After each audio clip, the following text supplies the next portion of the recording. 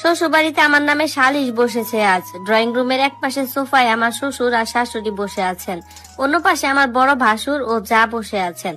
তাদের সাথে দাঁড়িয়ে আছে আমার স্বামী আর ননদ। তাদের সকলের মূল কেন্দ্রবিন্দু হলাম আমি। কোলে আমার 4 বছরের ছেলে বাচ্চা। সালিশে বসার কারণ হলো আমার জায়ের ছেলের জন্য রাখা ডিম আমার ছেলে খেয়ে ফেলেছে বিধায় আমার শাশুড়ি আমার ছেলের গায়ে হাত তুলেছে। সেটার প্রতিবাদ করাই আজ আমার নামে সালিশ উঠেছে।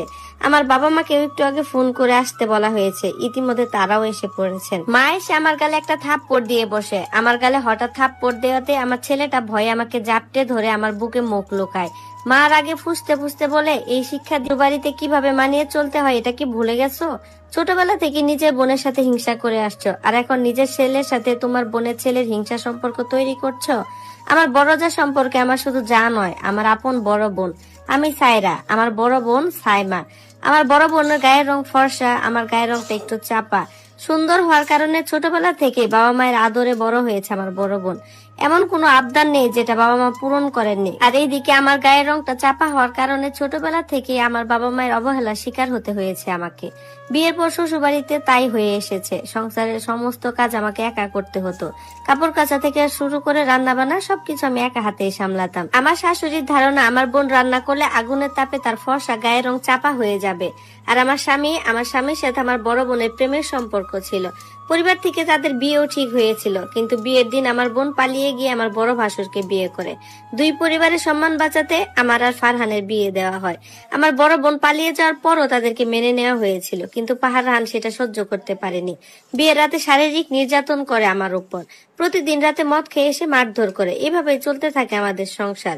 আমাদের সংসার বললে ভুল হবে, আমার একার সংসার এটা। একদিন আমার একার সংসারে আলো হয়ে আসে আমার ছেলে সাইম। আমি যখন সন্তান সম্ভবা হই, একই সাথে আমার বোনও সন্তান সম্ভবা হয়। আমার বড় বোনেরও ছেলে হয়েছে, ওর নাম সাইম। তার ছেলে হওয়ার পর থেকে ফারহান একদম বদলে যায়। আগের মতো মদ খেয়ে বাড়ি ফেরে না, সন্ধ্যা হওয়ার সাথে সাথে বাড়ি ফিরে আসে। সাইমকে ছাড়া তো সে এক দণ্ড থাকতেও পারে না। আমার শ্বশুর বাড়ি, বাবার বাড়ি সকলের চোখের মনি হচ্ছে সাইম। এদিকে আমার ছেলে আমার মতোই হতভাগা। দাদা দাদি নানা নানির কথা তো বাদই দিলাম, ওর বাবা আজ পর্যন্ত আমার ছেলেকে কুলে নিয়ে কপালে চুমু দিয়ে একবারও আদর করেনি। যত সব খেলনা আসতো সবকিছু সাইমের জন্যই আসতো। সাইমকে যখন সকলে আদর করতো তখন আমার ছেলেটা আদো আদো গলায় বলতো, মা আমাকে কেউ আদর করে না কেন? আমি কি এতই পচা? কেউ আমায় আদর করে না কেন বলে কেঁদে ওঠে। কিছু বলার থাকতো না আমার। যেখানে আমি নিজেই অভাগী, সেখানে আমার ছেলের ভাগ্য যে ভালো হবে সেটা কি করে হয়? সালিশ শেষ করে সিদ্ধান্ত হলো আমাকে আমার শাশুড়ি পায়ে ধরে ক্ষমা চাইতে হবে, আর ডিম খাওয়ার অপরাধে আমার ছেলেকে বাহিরে রোদের মধ্যে কান ধরে দাঁড়িয়ে থাকতে হবে। এবার আমি আমার স্বামীর দিকে তাকালাম আর বললাম, তুমি কিছু বলবে না? আমার ছেলেটা এই রোদের ভিতর কিভাবে দাঁড়িয়ে থাকবে? তুমি কোনো প্রতিবাদ করবে না? ফারহান তখন বলল, ভুল যখন করেছো শাস্তি তো পেতেই হবে। যদি শাস্তি না মানো তাহলে আমাদের বাড়ি থেকে বেরিয়ে যেতে পারো। পাশ থেকে আমার বাবা বলল, যা বলছে সেটা মেনে নাও। এখান থেকে চলে গেলে আমি তোমাদের দায়িত্ব নিতে পারবো না। আমি শুধু তাদের কথা। আশাও তো হলাম না এমনটা যে হবে আমি আগে থেকে ধারণা করে রেখেছিলাম। একটু আসছি বলে ওখান থেকে উঠে নিজের রুমে চলে গেলাম। আমার টাকায় কেনা আমার আর আমার ছেলের সব প্রয়োজনীয় জিনিস একটা ব্যাগে ভরে রুম থেকে বেরিয়ে এলাম।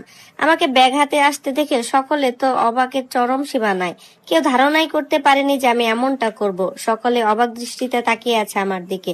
আমি গিয়ে আমার ছেলেকে কোলে তুলে নিয়ে ফারহানকে বললাম, তোমার সংসারে থাকার জন্য আমার ছেলের প্রাণ ঝুঁকিতে থাকতে পারে, তাই চলে যাচ্ছি। আর চিন্তা করো না, ডিভোর্স পেপার খুব জলদি পেয়ে যাবে। আশা করি সাইনটাও করে দিবে। ফারহান বলল, চলে যাচ্ছ যাও, দেখো আবার যেন ফিরে আসতে না হয়। এ বাড়িতে তো আরামে এসে দিন কাটিয়েছো। আমার মা তখন কড়া স্বরে বলল, আমাদের কাছে সাহায্যের জন্য একদম আশা করবে না। আমি তাচ্ছিল্যের হাসি এসে মাকে বললাম, সাহায্য আপনাদের কাছ থেকে হাসালেন? আজ পর্যন্ত কখনো আমার ভালো মন্দ নিয়ে কখনো ভেবেছেন আপনারা? ছোট থেকে শুধু পার্থক্যই করে এসেছেন। কেন? আমার গায়ের রং চাপা বলে?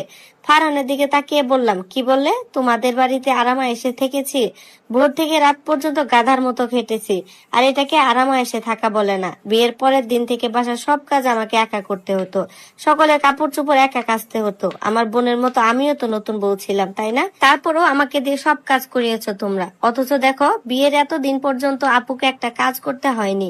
তোমরাই বলো যে আমি আমার বড় বোনকে হিংসা করি। আসলে তো হিংসার বীজ তোমরা আমার মনে গেঁথে দিয়েছো। যখন আমার আপু আরাম করে শুয়ে বসে দিন পার করতো তখন আমাকে সারাদিন ঝিয়ের মতো খাটতে হতো।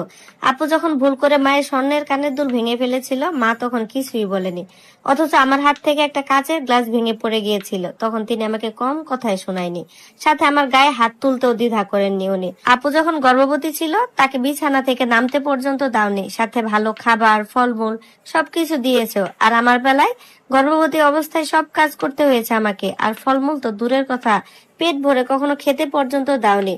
গর্ভাবস্থায় তো কত কিছু খেতে মন চায়, তোমাকে বললে কি তুমি কখনো কিছু এনে দিয়েছো? তোমার কাছে আমি ছিলাম শুধু শারীরিক চাহিদা মেটানোর মাধ্যম মাত্র। যখন আমি গর্ভবতী হলাম তখন বললা সেটা নাকি আমার ভুলেই হয়েছে, আর যখন আমার লেবার পেইন উঠছিল তখন তোমরা আপুকে নিয়ে ব্যস্ত ছিলে।